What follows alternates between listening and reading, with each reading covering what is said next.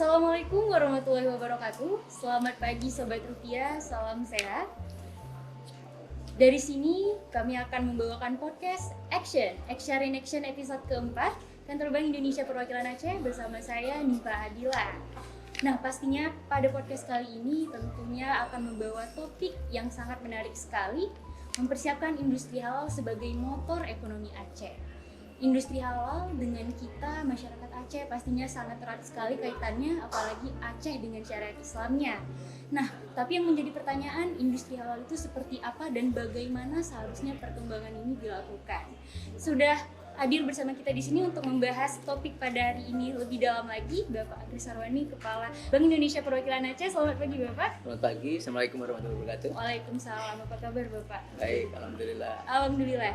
Dan pemateri kedua pada episode kali ini yang akan membahas industri halal di Aceh sudah hadir bersama kita Bapak Dr. Damanur Abbas, LCMA, yang merupakan dosen Fakultas Ekonomi dan Bisnis di Unimal ya Bapak. Selamat pagi Bapak. Selamat pagi.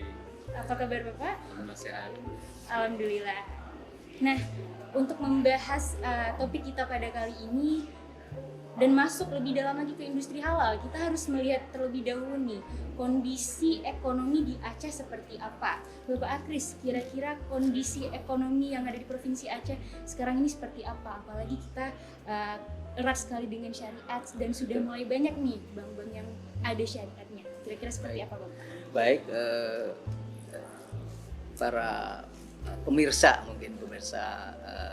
podcast ini atau pendengar podcast ini, saya memulai dengan pemahaman yang lebih luas dulu ya terkait dengan ekonomi dan keuangan syariah. Jadi kita melihat ekonomi Aceh ini sebagai makronya itu pasti nantinya akan mencakup ekonomi sektor real, ekonomi keuangan, dan kalau di Bank Indonesia ada satu lagi lebih ke arah literasi dan sosialisasi terkait dengan ekonomi syariah itu sendiri. Nah, sekarang kita lihat potretnya ekonomi Aceh. Kalau boleh dikatakan mulai 2022 ini ekonomi Aceh ini udah 100% syariat jadinya, karena memang di satu sektor yaitu sektor keuangan sudah 100% syariah. Jadi di sektor yang real nanti kita tinggal menambahkan apa yang jadi bagian dari bahasan kita terkait industri halal, itu akan menjadi 100% syariah. Jadi kalau saya akan sampaikan perkembangan ekonomi saat ini, artinya sebenarnya ekonomi Aceh atau perkembangan ekonomi syariah Aceh sudah jadi begitu. Jadi kita udah kalau di Aceh udah nggak perlu dipisah-pisahin. Nah, sebenarnya udah mulai seperti itu mulai di tahun ini, karena sudah sektor ekonomi keuangannya sudah tumbuh sebagai murni syariah. Kalau kita lihat seperti apa kondisi kita terakhir, kita bersyukur sebenarnya sejak kuarter 4 terakhir sudah mulai positif lagi setelah kita masa Covid yang kita kontraksi. Kita di kuarter 1 kemarin sudah bisa tumbuh 3,24%. Meskipun sebenarnya lebih rendah dibandingkan yang pada saat kuarter 4 2021 yang kita bisa tumbuh 7,39%. Trennya sebenarnya tetap kita akan naik. Tren kita lihat dengan COVID yang melandai, COVID yang sudah hari ini kita udah nggak pakai masker lagi, itu sebagai salah satu, itu terbukti kok bahwa kita pertumbuhan kita terutama nanti adalah sektor-sektor yang memang terpengaruh oleh COVID itu sudah menjadi kembali tumbuh positif. Kalau kita lihat angkanya, kita tadi saya sebutkan kita tumbuh year on year 3,24%. Sektornya sendiri sebenarnya nanti sektornya paling utama sektor yang tumbuh itu adalah sektor yang terkait dengan perdagangan. Di mana perdagangan, kemudian ada transportasi ini sesegera mungkin karena COVID-nya mulai menurun itu cepat naiknya, dan ini menjadi motor di triwulan 1 2022 itu tumbuh cukup signifikan karena dia bisa tumbuh sebesar pangsanya sendiri sudah bisa sampai dengan masuk 13,7%. Jadi ini suatu angka yang signifikan untuk bisa sektor ini untuk jangka menengah ya, atau masih jangka pendek untuk menjadi penggerak. Nantinya kita harus punya motor lagi yang tadi disebut oleh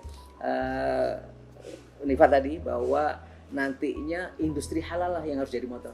Betul. Nah, gitu. Mungkin itu dulu. Wah, jadi sudah bisa dikatakan ekonomi syariah yang ada di Aceh ini mengalami perkembangan yang pesat ya Pak ya. Apalagi kita sekarang mau mengembangkan industri halal. Betul. Ya, kita ke Bapak Damanhur sekarang Pak. Ya. Dengan berkembangnya industri halal yang ada di Aceh ini, kira-kira industri halal itu sebenarnya apa dulu nih Pak? Kenapa bisa dikatakan tadi sebagai motor atau penggerak dari ekonomi? Baik, terima kasih. Terima kasih banyak Pak Aris atas undangannya. Sebenarnya ini pembicaraan yang memang lagi hangat-hangatnya, lagi trending topiknya. Dimana pada saat kita berbicara mengenai halal food, itu sudah gampang. Kita sudah bisa mengidentifikasi dan memilahkan antara makanan yang halal, sudah jelas ya. Tapi begitu dia masuk ke ranah industri, itu agak sedikit rumit. Nah, karena kenapa? Jangan-jangan air ini memang nggak halal. Jangan-jangan makanan ini tidak halal. Nah, proses halal itu sebenarnya adalah sebuah rahmatan lil alamin. Kenapa? Karena pada saat Allah menyerukan manusia untuk mengajak kepada yang halal, maka seruannya itu adalah ya ayuhan nas. Ajakannya itu adalah kepada manusia. Sehingga yang menyauti tentang ajakan untuk mengkonsumsi yang halal itu paling dominan itu adalah negara-negara non muslim. Contoh misalnya untuk domba itu New Zealand. Misalnya Brazil juga pemasok makanan untuk yang negara-negara OKI. Hampir semua negara-negara non-muslim, mereka itu adalah yang menyahuti tentang seruan Allah tentang halal. Salah satunya misalnya, kalau misalnya orang wanita itu tertarik dengan kosmetik, maka Korea adalah sebagai produsen kosmetik halal dunia. Maka ini merupakan sebuah rahmatan kepada kita semuanya. Pada saat kita berbicara mengenai halal industri, ada 3 komponen yang harus kita bicarakan. Yang pertama sekali itu adalah materialnya, yang kedua itu adalah prosesnya, dan yang ketiga itu adalah sertifikasinya. Nah, ketiga ini merupakan ranah pada saat kita berbicara mengenai industri halal. Maka seperti yang diungkapkan oleh Pak Aris, ini adalah potensi yang sangat besar. Aceh mempunyai material yang memang halal. Nah, kita bisa meyakini hampir 100% material di Aceh itu memang halal. Dan ini potensi yang sangat luar biasa. Saya teringat dulu Pak Aris, kita pernah mendapatkan tawaran pemerintah Aceh itu dari Arab Saudi untuk mengekspor domba. Sampai dengan hari ini, sautan itu tidak pernah kita penuhi. Iya. Padahal kalau misalnya kita fokus saja, nanti saya akan menggambarkan ada beberapa yang dinamakan ekosistem industri halal itu yang memang harus kita kembangkan. Pertama sekali itu adalah produksinya, yang kedua itu adalah servisnya, dan yang ketiga itu adalah bagaimana kebijakannya. Nah, ketiga unsur ekosistem ini memang harus kita kembangkan. Nah, ini yang paling terpenting pada saat kita berbicara mengenai industri halal. Kenapa? Cerita halal itu bukan hanya cerita makanan. Seperti yang dikatakan oleh Pak Aris, saya tertarik dengan hasil report dari Bank Indonesia. Ternyata pembiayaan di sektor perdagangan itu cukup besar di Aceh, mencapai 4.000 miliar, sekitar 4.000 miliar. Ini progres yang sangat luar biasa. Tapi yang sangat disayangkan itu bukan di dalam skala industri. Nah, ini yang harus kita rubah mindsetnya. Kita harus mempunyai apa yang dinamakan dengan zone-nya, Pak. Ada wilayah, kalau saya menginisiasikan kepada pemerintah Aceh, kita pertama sekali ada industri halal, di mana itu kita kategorikan menurut zone, menurut wilayah. Katakanlah pantai timur 1 atau 2 titik, pantai barat 1-2 titik, dan di tengah 1-2 titik. Setelah itu ada halal park. Halal park inilah, disinilah tempat kita untuk bisa melihat semuanya apa saja yang sudah diproduksi oleh Aceh tentang halal ini. Dan yang ketiga itu baru kita akan menghasilkan yang namakan dengan zone halal. Jadi orang kalau misalnya melihat bagaimana industri peternakan lembu itu bisa datang katakanlah ke kawasan Aceh besar. Jadi bisa melihatnya seperti di New Zealand misalnya seperti itu. Kalau misalnya ingin melihat kambing misalnya di mana? Kalau ingin melihat kopi misalnya di Aceh Tengah. Kalau Pantai Timur ingin melihat ikan, proses halalnya, logistik halalnya. Itu berarti kita udah ke strategi nanti kita di Acehnya ya. Itu yang paling penting. Jadi kita harus petakan. Pasti kita akan nyampe ke situ. Harus karena kan saya dulu terlibat dalam survei KPJU Pak. KPJU Bank Indonesia. Jadi kita sudah mempunyai potensi-potensi wilayah semua kabupaten kota. Nah, itu yang harus kita angkatkan sesuai dengan zone-nya. Saya kira demikian. Ya, jadi ternyata industri halal bukan hanya di makanan aja ya Pak ya, Betul. tapi Sangat sudah luas. menjadi lifestyle Iya, seperti itu ya. Benar Iya, sekali. Bapak Kris, dengan halal yang sudah menjadi lifestyle ini bukan hanya di Indonesia ataupun Aceh tapi di dunia. Ya, Kira-kira kalau dari kota yang kita di Aceh ini sendiri Pak, ya. potensi apa saja nih yang bisa kita Betul. kembangkan Pak? Kita lihat pasti kita nggak lepas dari pasar. Iya. Nah tadi disampaikan oleh Pak Dr. Damanhur tadi, kita itu saat ini sayangnya jadi pasar, bukan jadi produsen. Iya. Nah, ya kan? Benar. Nah itu paling kita lihat, kalau kita lihat nih di dunia Indonesia, bukan hanya Aceh dulu deh, Indonesia ini untuk di sektor yang kaitannya dengan halal food tadi kita lumayan tinggi, kita di kedua dunia kita ya, tapi memang tadi belum berupa industri, masih berupa ya hasilnya sifatnya lebih ke kecil lah, industri kecil. Padahal itu kalau di sebuah industri besar itu seperti negara-negara tadi yang disebutkan, ada Brasil, ada Australia, itu menjadi sebuah industri, itu nilai tambahnya lebih tinggi. Untuk di Muslim travel, kita sayangnya belum tepat yang dituju oleh para Muslim dunia untuk menjadi tempat berwisata. Ya, masih kurang, Iya. jadi masih kurang. Untuk modest fashion kita lumayan, tapi tetap lebih besar belanja kita keluar daripada kita jualannya. Nah, kelihatan di Aceh sekarang nih, masuk ke Aceh. Di Aceh kita nyebutnya neraca perdagangan, ekspor kita, jualan kita dibanding beli kita dari luar Aceh, itu kita itu defisit. Defisit kita terakhir di 2020, di satu kuartal 2022 itu sekitar 4,2 triliun Pak. Defisit itu artinya apa? Ini meningkat dari mana? Defisit itu adalah jumlah barang yang masuk, artinya dibeli dari luar, lebih besar daripada jumlah barang yang dijual dari Aceh keluar. Iya. Nah, dari mana aja? Ya dari Sumatera Utara sama dari Jakarta. Kebanyakan seperti itu jalurnya. Tapi ini mengindikasikan bahwa kita masih sedikit memproduksi. Nah, PR-nya tadi kita punya potensi kan? Kita punya lah. PR-nya kita punya area-area yang punya mulai dari hulunya atau mulai dari bahan bakunya itu sebenarnya udah luar biasa. Pertanian kita punya luas gitu.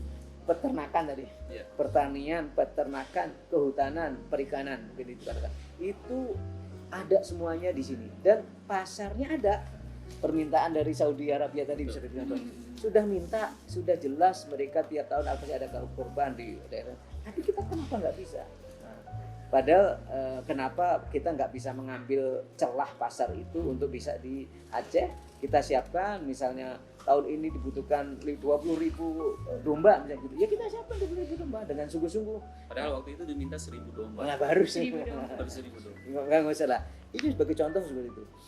Kenapa ini penting? Karena industri-industri mengolah tadi itulah yang memberi nilai tambah, memberi pendapatan kepada masyarakat Aceh yang lebih tinggi, menciptakan lapangan kerja bagi masyarakat Aceh di sini, nggak perlu dia keluar, itu lebih banyak.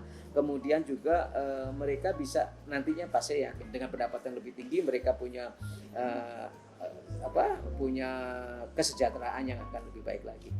Iya, betul sekali.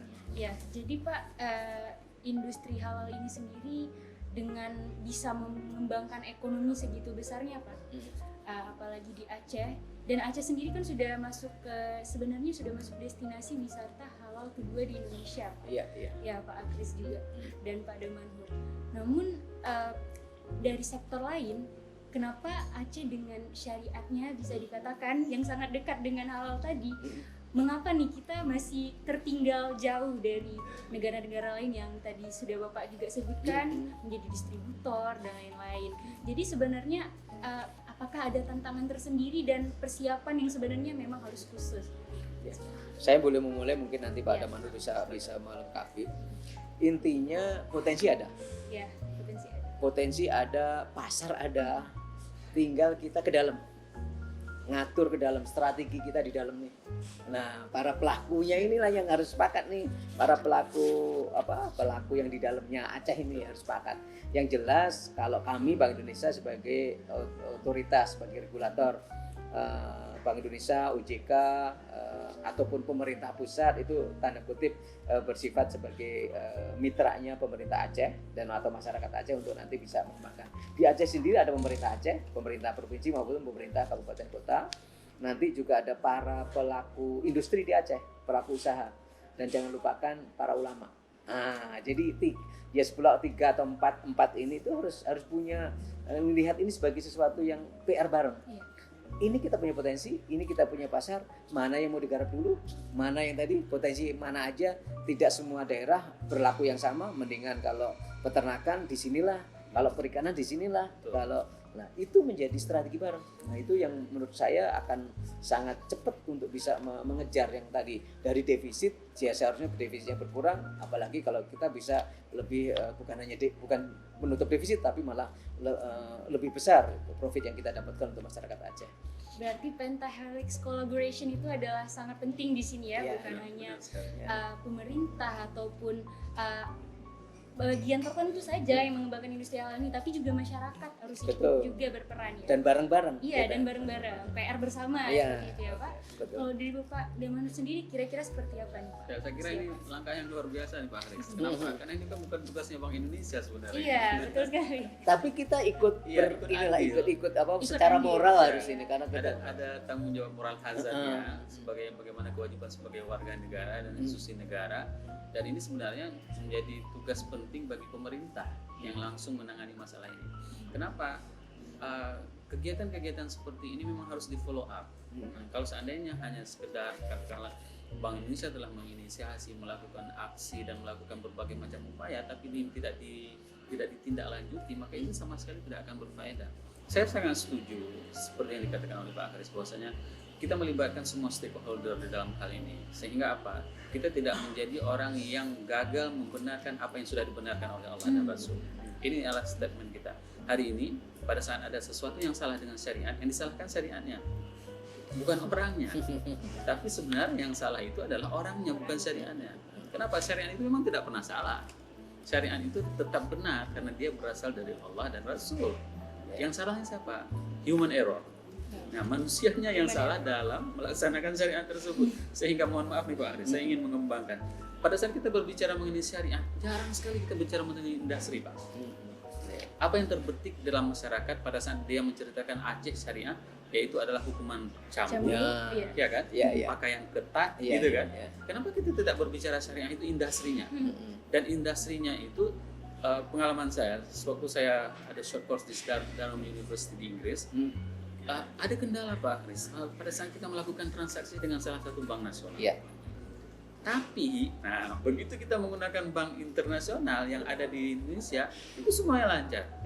Nah, saya berpikir, kenapa pada saat instrumen ekosistem industri halal ini kita tidak kembangkan sistem payment method yang berasal dari Aceh dengan melakukan berbagai macam kerjasama.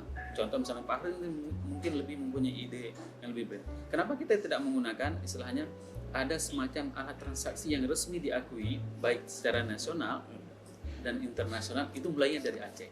Kita namakan apalah. Kalau misalnya ada skala dunia kan sekarang ada Visa, ada Master, ada Cirrus. Nah Aceh kenapa nggak ada hadir dengan sistem payment transaction seperti itu? Nah kalau itu bisa, maka kartu kita itu bisa berlaku di semua negara. Dan ini kita alami Pak. Saya pas mau belanja terkadang di London itu kan ada beberapa bank. Dan bank itu katakanlah misalnya bank lokalnya lah. Begitu kita masukin kartu ini nggak diterima. Kecuali memang bank besar. Nah ini sebenarnya yang perlu pada saat kita menginisiasi sebuah kebijakan di service industri halal, yaitu adalah bagaimana kita meng-create sebuah method payment. Method payment ini sangat penting bagi kita untuk memperluas ekosistem halal Aceh. Sehingga saya yakin sekali seperti kata Pak Haris, kita akan dulunya kita defisit 4 triliun, maka kita akan menuju kepada keuntungan yang sangat luar biasa kalau seandainya kita bisa memperbesar ekosistem halal. Betul. Saya kira demikian. Tapi kita mulai dari dalam. Harus mulai dari dalam. Aceh itu sebagai pilot projectnya, sebagai role modelnya untuk industri halal. Sehingga payment method dari Aceh itu bisa digunakan secara internasional. Ini bukan muluk-muluk ya istilahnya. Pada masa kepemimpinan inilah istilahnya pada masa Pak Haris kita inisiasi sistem payment Aceh. Oh iya. Bukan berarti kita tidak mengakui rupiah, bukan. Gitu. Nanti mungkin kita nggak masuk dulu ke ini area yang kedua tadi. Ya. Kan kita punya 3 area yang ekonomi syariah ini. Ekonomi yang sektorial halal. sektorial. Nanti ada sektor keuangan tadi yang dia omongkan, ada yang bicarakan sebenarnya lebih ke sektor keuangannya, bagaimana nanti payment system itu ada di situ. Kemudian yang ketiga lebih ke arah kita, pendalaman kita, literasi kita harus mengenal dengan baik, harus kenal lah namanya halal bukan hanya makanan tapi semua hulu hilir itu ke halal. Kemudian keterlibatan mereka di industri keuangan, masyarakat harus kenal. Nggak boleh dia pegang uang cash aja tadi. Kalau nggak nanti semuanya terbatas, uang cash kan terbatas. Nah itu kita hari ini atau podcast hari ini kita mencoba fokus ke halal food ya kita. Tapi betul yang disampaikan Pak Daman Hur nantinya pasti akan ke situ juga. Iya. Jadi dengan kita fokusnya lebih ke industri halal, bagian halal food dan lainnya seperti itu Pak. Pastinya kita harus melihat lagi di Aceh ini syariat dan halal ini memang sangat erat seperti itu Pak. Dan sekarang sudah momentum presidensi G20 Pak. Betul. G20 ini kan sangat erat kaitannya dengan sustainability yang merupakan salah satu sektor juga bisa kita kaitkan dengan industri halal yang memang menyongsong lingkungan yang bersih, lebih sejuk seperti itu Pak. Apakah kita bisa mengaitkan industri halal ini dan bagaimana peran BI dalam industri halal ini dalam kaitannya dengan G20 mungkin? Baik. Memang kita tahun ini menjadi tuan rumah tanda kutip adalah presidensi G20 yang Indonesia, dan salah satu poin yang digagas dunia ini adalah terkait dengan sustainable economy. Sustainable economy ini nggak beda kalau kita, mungkin kalau di Muslim lebih mudah halalan thayyiban. Itu pasti itu sustainable, ya kan? Halalan thayyiban dia bicara mengenai tidak hanya sekarang halal dan baik. Dan baik itu dari segi macam-macam ya, dari segi produksi mereka nggak boleh merusak alam, nah, kayak gitu kan, itu sustainable. Nah, saya mulai sebenarnya apa sih yang jadi tantangan yang teman-teman supaya semuanya tahu, dan itu real di depan kita. Nah itu supaya kita tadi keluar, tapi kita masuk lagi ke Aceh. Di Aceh ini inklusi masyarakat kepada keuangannya, mereka punya HP, mereka terhubung dengan menggunakan ATM, menggunakan non tunai aplikasi itu tinggi, sudah sampai 41%. Tapi pemahaman mengenai produknya, oh ini aman, ini nggak aman, rendah. Jadi ini PR ini. Saya bilang itulah kondisinya. Yang kedua, kondisi bahwa UMKM kita yang banyak ini, UMKM tapi yang sendiri-sendiri belum distradi, itu masih yang belum mendapatkan sertifikasi halal. Meskipun kita tahu, ya pasti halal lah orang Aceh. Cuman kan harus tetap di sertifikat, ada punya sertifikasinya. Ini harus ada. Apalagi ternyata masih ada agak kurang jumlah lembaga pemeriksa halal di Aceh, auditornya. Jadi itu kita punya PR untuk mengoptimalkan. Tadi yang disampaikan mengenai optimalnya lembaga keuangan kita di Aceh sejak LKS, memang kita punya kayak PR karena tiba-tiba bank konvensional nggak ada. Apa-apa yang mudah terkait dengan sistem bayar melalui bank konvensional menjadi harus nggak ada, tetapi kita harus mengejar itu lagi. Insya Allah dengan hadirnya BSI, Bank Aceh dan bank-bank lain yang syariah itu sebenarnya dengan kemampuan global bisa menjawab. Tapi memang takes time. Mudah-mudahan nanti dalam waktu ini 2022 ini bisa menjawab. Kita berharap nanti di FESAR kita juga bisa sampaikan kesiapan mereka untuk menjawab. Jadi kita akan sampaikan juga ke masyarakat nasional, masyarakat seluruh Sumatera, BSI sudah kok bisa, mereka internasional, Bank Aceh atau bank-bank lain juga bisa, supaya mereka masyarakat tahu bahwa tetap terhubung secara internasional sebagaimana yang dulu. Sekarang kan ada rasa, bisa nggak sih ya Aceh ya, kayak gitu kan? Ada rasa gitu kan Pak? Ada rasa kekhawatiran. Insya Allah sekarang nggak. Nah, yang terakhir terkait dengan SDM. Nah, SDM ini ya kita punya PR, SDM kita untuk bisa peduli paling utama. Peduli untuk kita harus jadi mengolah. Kita nggak boleh hanya jualan, panen dijual, nilai tambahnya rendah. Kita harus olah di sini supaya bisa nilai tambahnya tinggi. Itu yang kondisi tantangannya. Yang terakhir mungkin saya sebut kalau Bank Indonesia untuk strateginya mengarah kepada industri halal tadi, kita saat ini lebih dekat ke UMKM-nya di daerah, terutama di di Bank Indonesia di Aceh. Kita pasti akan lebih ke SDM, ke UMKM. Di situ kita punya industri kreatif syariah Indonesia yang standar-standar Indonesia harus dimiliki oleh Aceh. Anggota industri UMKM Aceh yang lolos industri kreatif nasional ya, secara Indonesia juga belum banyak. Harus diperbanyak. Nasional udah banyak, tapi Aceh belum. Jadi tiap tahun kita harus memperbanyak itu masuk sebagai harus terus dipush. Ya, dipush karena itu jadi kayak punya cap. Ini Aceh. UMKM-nya Aceh ini yang siapa sih yang sudah masuk seperti standar SNI lah, kayak produk udah dapat SNI belum? Nah ini sama dengan udah dapat IKRA belum? Industri Kreatif Syariah Indonesia udah dapat. Tutup mata saya dengan ininya karena dia udah qualified gitu. Itu sebagai contoh itu kita dorong. Termasuk nanti adalah terkait dengan kelembagaannya supaya jangan kecil-kecil, besar. Jadi supaya besar karena kalau sudah pasar ekspor nggak boleh kecil-kecil, pasar nasional aja udah nggak boleh kecil-kecil.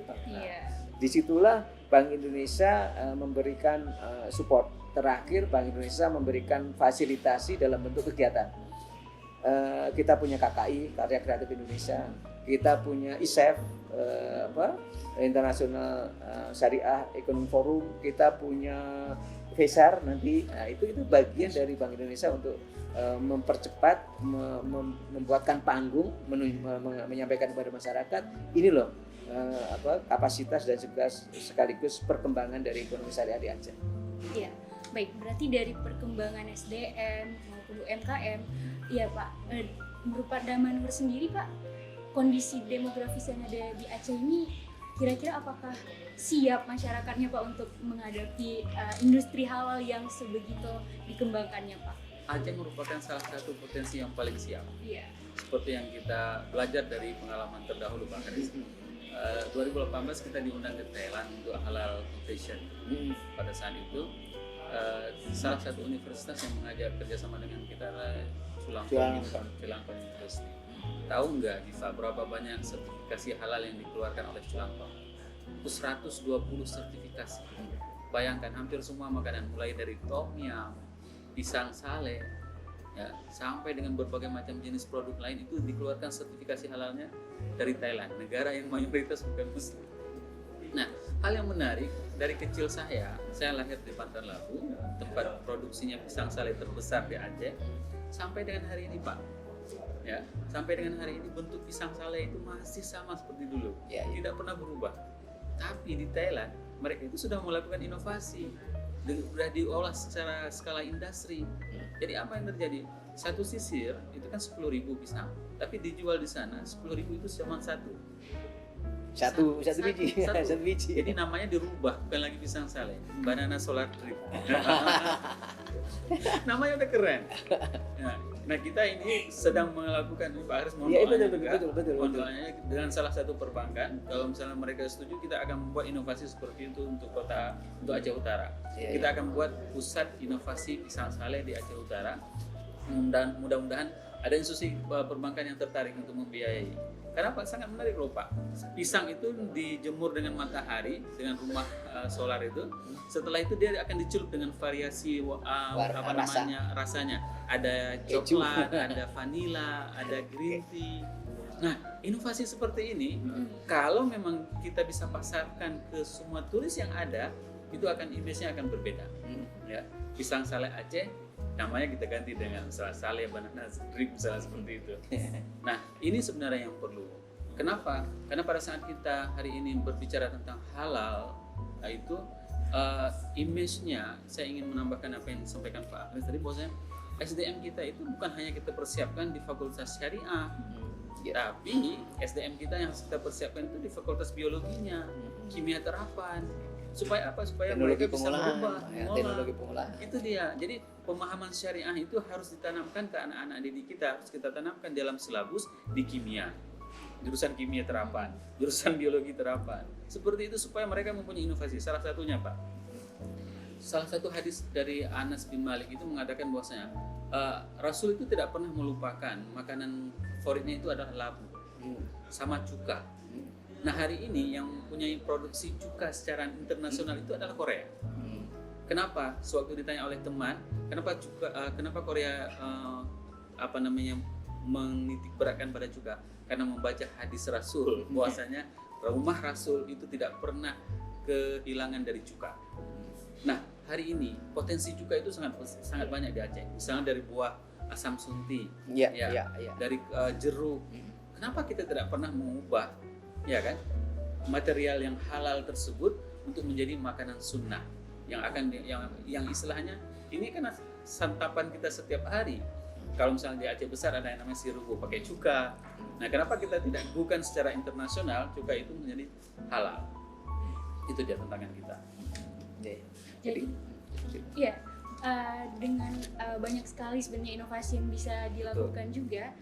Bagaimana momentum ini bisa kita gebrakkan dan kita jadikan golden opportunity, apalagi sekarang kita masa normalisasi seperti yang Pak Akris katakan, back to dari COVID-19, gimana nih kita jadikan momentum, mungkin dari Pak Akris lebih dahulu. Jadi kita berharap duduk bareng sebenarnya. Kita mumpung kita punya momentum, kita Fesar di Agustus nanti ya, di Agustus tadi Fesar itu kita juga inginkan sebuah momentum kita untuk mengadakan Aceh Economic Forum. Jadi kita seperti duduk bareng, kita Aceh Syariah Economic Forum untuk apa sih blueprint kita yang mau kita kejar, terutama nanti di halal industri ini. Tentunya kita tiga-tiganya pasti dapat di halal industri, kemudian di keuangannya sendiri, kemudian di hal-hal yang PR kita terkait dengan literasi dan edukasi kepada masyarakat pasti akan kita buat. Tetapi kalau kita berharap ada blueprint, ada skema bareng, siapa melakukan apa, kayak roadmap sekaligus siapa melakukan apa, mana yang kita pingin lakukan duluan, nggak semuanya bisa kita lakukan duluan. Nah, jadi misalnya ya tadi sebagai contoh, ya udah kita mulai dari yang sederhana, mulai dari pisang sale. Nah, saya hobi pisang sale, Pak. Kalau yang saya yang bukan dijemur tapi yang dipanggang dari dipanasin 24 jam dia nanti keluar karamelnya kan. Seperti itu. Jadi itu kan kalau itu menjadi produk yang halal, produk yang industri, pasti nggak asal sekarang ditumpuk aja, pasti menjadi yang lebih proses value chain-nya itu memang sudah tersertifikasi halalnya, itu yang paling penting. Jadi itu sebagai contoh kecil. Jadi kita duduk bareng nanti di situ ada pemerintah, pasti pemerintah Aceh, kabupaten kota. Tertarik yang mana nih? Oh berarti ini kita fokus. Kemudian nanti dari industrinya sendiri. Pelaku industri itu penting, pelaku usaha itu penting karena dia yang melaksanakan di lapangan itu adalah para pelaku industrinya. UMKM-nya kita naikin jadi lebih tinggi, para petani yang untuk nanti misal harus ngasilin produk-produk bahan bakunya itu satu blok sendiri. Dia harus melakukan apa? Yang blok berikutnya itu pasti ke area pembiayaan, perbankan untuk bisa masuk social fund, jangan lupakan. Kekuatannya ekonomi syariah itu bukan komersial fund saja. Komersial fund itu melalui bank syariah, tapi dia punya social fund yang melalui BMA, melalui LAS, lembaga amil zakat, itu punya kekuatan ekonomi, bukan hanya untuk sosial ya, kekuatan ekonomi melalui social fundnya. Dan yang terakhir pasti kepada konsumen. Nah, konsumennya sendiri harus dia mulai bisa paham, oh ini kita hargai sesuatu yang lebih, ini sebenarnya coklat nih contoh ini. Kalau sudah dibungkus begitu kan berbeda sekali dengan ikan, ya memang akan nilai tambah. Konsumen juga, oh, ini sudah dibungkus bagus, halal, itulah harus. Jadi sebagai blueprint, kemudian kita punya roadmap-nya, itu penting menurut saya, itu kita harus mulai dari situ. Momentumnya pas dapat nih. Iya, betul sekali. Berarti memang bisa dimulai dari hal kecil dan masyarakat memang bisa mengambil peran yang besar sekali dalam pengembangan industri halal ini, Pak. Benar. Kalau menurut Bapak Damanur, bagaimana kita menjadikan ini momentum, Pak? Dan saya sangat setuju dengan statement Pak Akris, bahwasanya potensi yang terbesar itu bukan dari business fund, tapi potensi terbesar itu adalah dari social fund. Kenapa? Karena Al-Quran tidak pernah menyebutkan transaksi bisnis kecuali satu ayat saja, Pak. Itu dalam Al-Quran. Hanya satu ayat saja, tapi begitu cerita tentang social fund itu lebih dari 24 ayat. Al-Quran menceritakan tentang sedekah, tentang zakat, tentang sedekah, tentang zakat. Bahkan itu dikaitkan dengan diiringkan dengan salat. Ini menunjukkan potensi ekonomi umat Islam itu bukan di institusi bisnisnya, bukan di investasi fundnya, tapi di social fundnya. Dan itu bisa dilihat dari tilasnya sejarah Rasulullah SAW. Coba lihat bagaimana Abu Bakar pada saat mereka bersedekah. Beliau bersedekah lalu ditanya oleh Rasul, apa yang ada? Aku tidak punya apa-apa lagi kecuali Allah dan Rasul. Nah, spirit membantu itu saling sense of belonging itu yang harus kita kembangkan kembali. Dan saya punya cerita itu, Pak.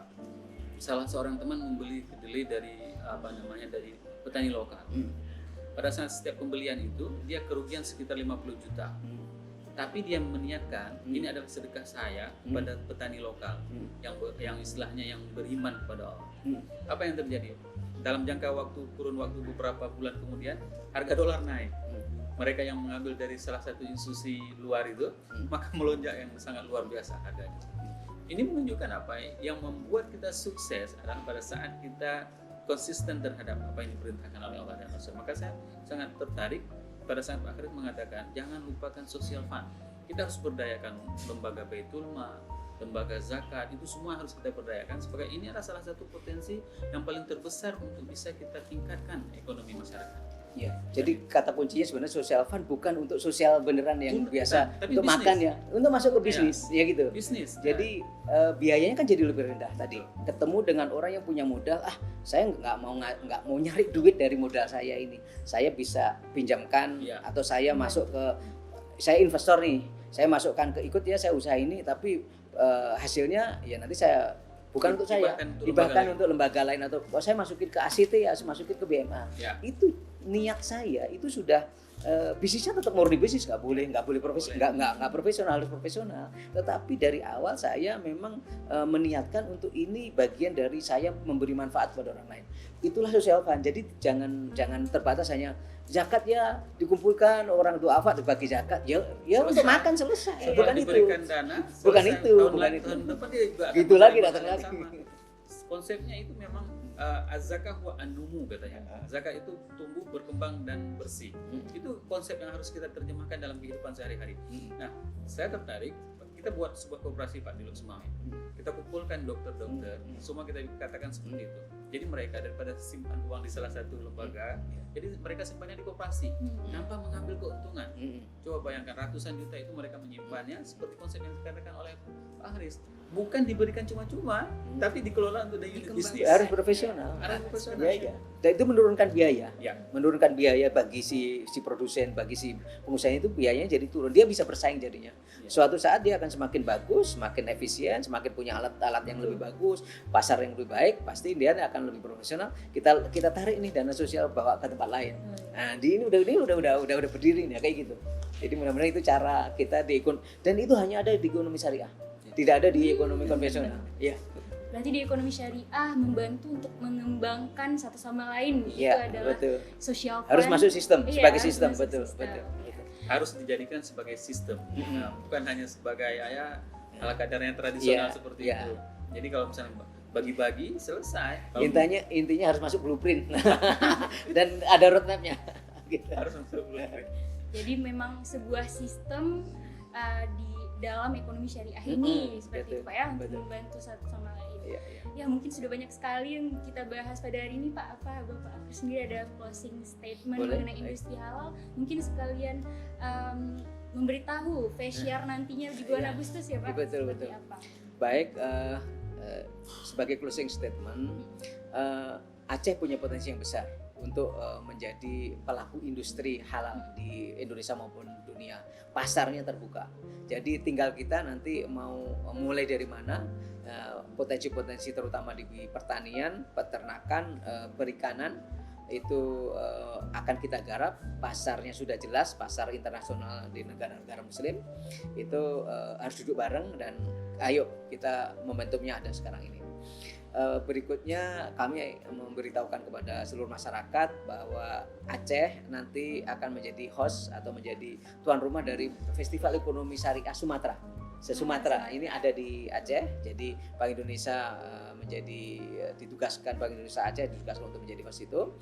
Momentum itulah kita akan gunakan untuk tadi menyampaikan kesiapan Aceh, menunjukkan kesiapan Aceh untuk menjadi pelaku industri halal yang hebat untuk di masa depannya. Itu dari saya. Ya.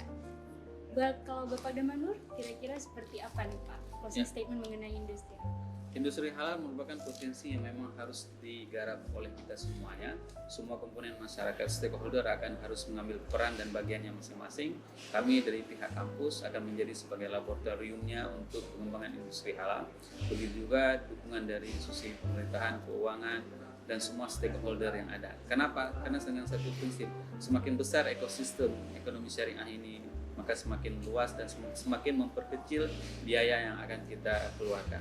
Maka yakinlah dengan konsep halal industri itu akan dapat meningkatkan perekonomian umat Islam dan Indonesia khususnya.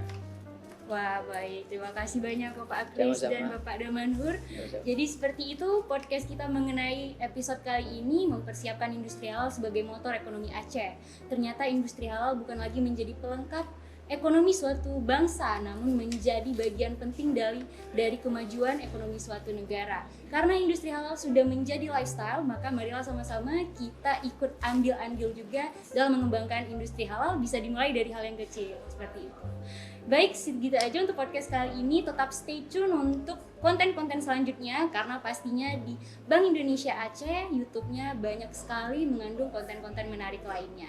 On that note, saya Nifa Adila, terima kasih dan sampai jumpa. Assalamualaikum warahmatullahi wabarakatuh.